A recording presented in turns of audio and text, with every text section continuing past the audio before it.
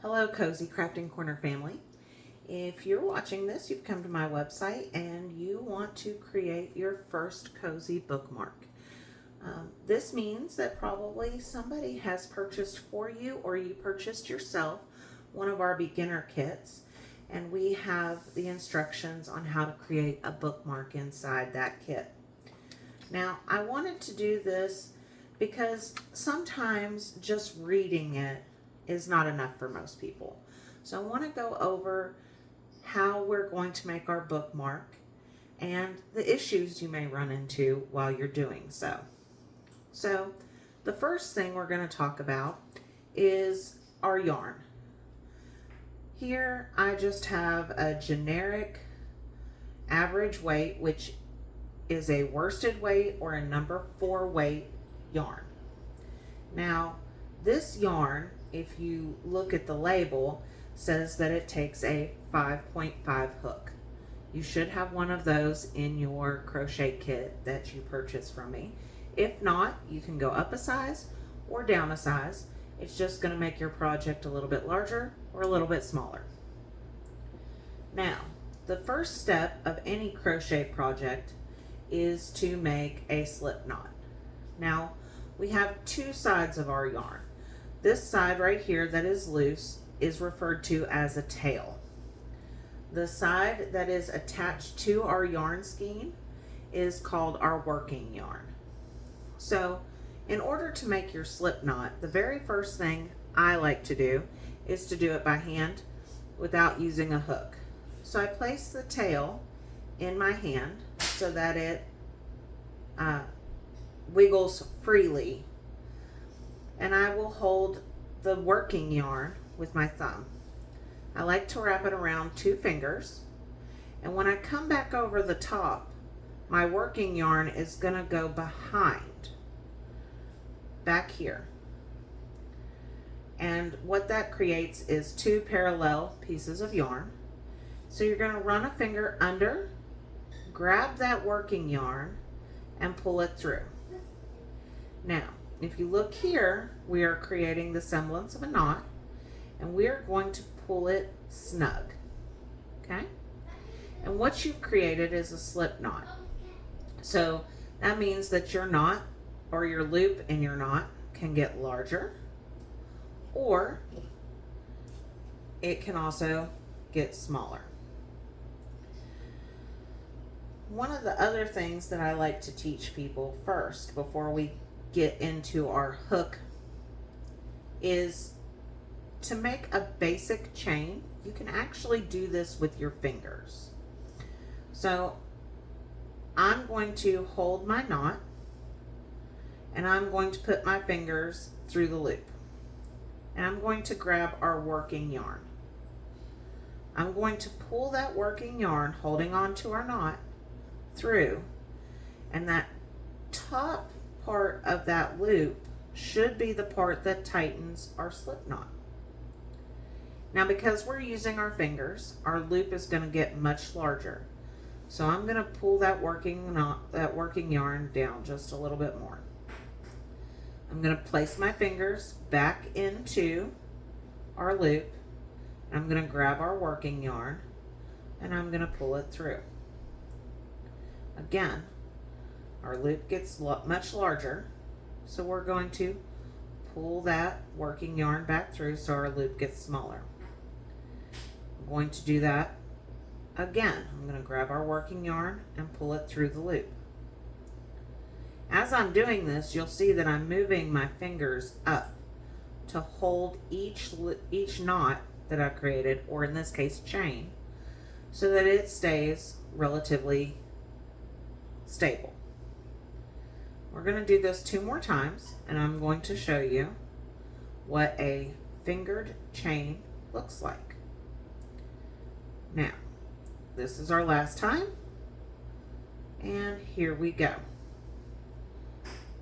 So, this is our fingered chain, and as you can see, it looks like a nice little braid, and it's going to have V's on the back and V's on the front.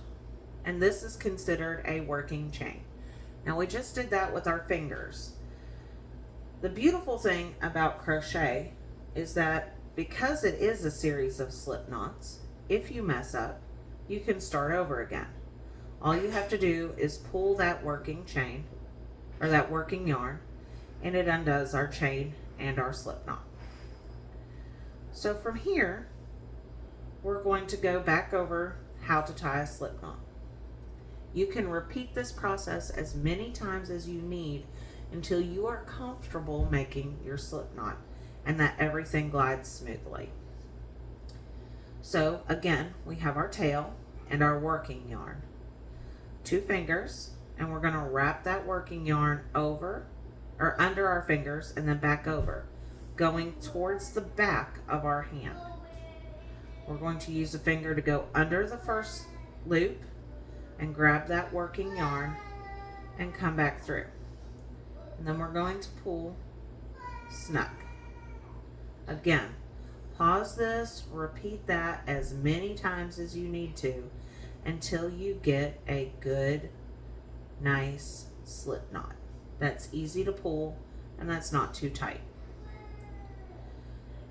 Now that you've done that and you've created a slip knot and you're comfortable with it, we are going to start with our hook. What I like to do is I like to turn my knot so that my tail is towards the bottom. As you can see, we've got our working yarn and our tail. I then take my hook and put it into the loop. At this point, you're going to pull your working yarn so that your loop is snug but not tight. That is a very important thing. You do not want it to be tight around your hook. If it's too tight, it's not going to move or glide freely. And we need that yarn to glide freely so that it can go back into our yarn as we're working. So what I like to do is I like to wrap my yarn around my index finger and kind of just hold the tightness in my other fingers. Everybody does this a little bit differently, but once you get the hang of it, you'll find your rhythm. Now, with my thumb and my middle finger, I hold that tail. I want that tail, again, like I showed you when we did our finger chain, we're going to move these fingers up with our chain, and that just keeps our chain firm and in place and stable. So what you're going to do at this point, while you're holding your slip knot with your finger, is you're going to yarn over. And basically that means you're going behind the hook and over the hook. Then you're going to take that hook and turn it towards you. That catches your yarn so that it can pull through our loop. Okay? Now, this is going to take practice. Do not get frustrated. Okay? That's why we're doing this. Again, I'm going to move my thumb and finger up on the chain, and I'm going to yarn over and bring that hook down towards myself and pull through our chain. Again, this is why you don't want it to be tight. If it's too tight, you're going to have a very hard time pulling through. Okay? So that is 2 chains, and we are going to do a total of 25. Okay? So 2, yarn over, pull through, yarn over, pull through, yarn over, pull through. So we have 5. And you can see it looks very similar to what we did finger chaining. Okay? So yarn over, pull through, that's 6, 7, 8, 9, 10. And as you can see, we're getting a really good braid now. Okay? 10, 11, 12, 13, 14, 15, 16, 17, 18, 19, 20, 21, 22, 23, 24, and 25. Now you can see we have a really nice chain. Yours is probably going to look either much tighter than this, or it's going to look much looser than this. This is a tension issue. However, beginners always have not so much issues, but troubles with their tension. So your loops might look much larger or less consistent. One of the things you can do is just give it a nice little tug like this, and it should help regulate that tension throughout your chain, okay? Now, if your loops are much looser, that's okay. It just makes it easier to work with. If they're much tighter, you probably want to go ahead and frog the whole thing, which basically means we're ripping the stitches out, and try again with your chain until you get a semi-uniform consistency all the way across. Remember, this is a beginning project.